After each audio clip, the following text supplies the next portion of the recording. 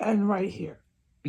Like I have said, I come in here, and this is going for multiple months, 3, 4 months, easy. The chasing, like I documented, they come in mostly from that cubby door. There's that one too, okay? But like through the course of the 4 months, it started heavy with that cubby.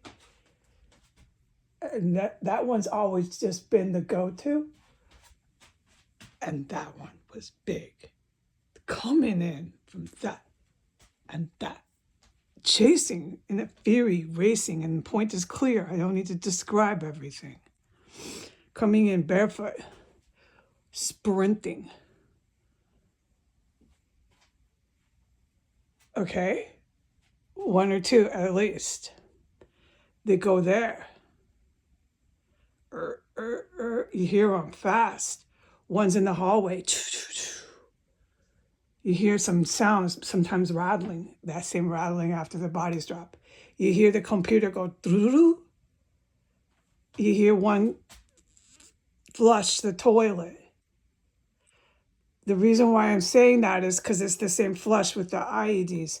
Often you hear right here, I'm supposed to film this. Before the flush, something slide down the wall. It's right here behind the bookshelf, which I've documented. It goes fast. It's dropping down the wall. It's heavy and hard. When I excavate, that's where I go here too. I could excavate there, but I know I'm going to find human remains. It's not a question. I need to prepare for that. Right now, I'm doing the chemical weapons. Drops, flush, racing, barefoot. Okay? All right.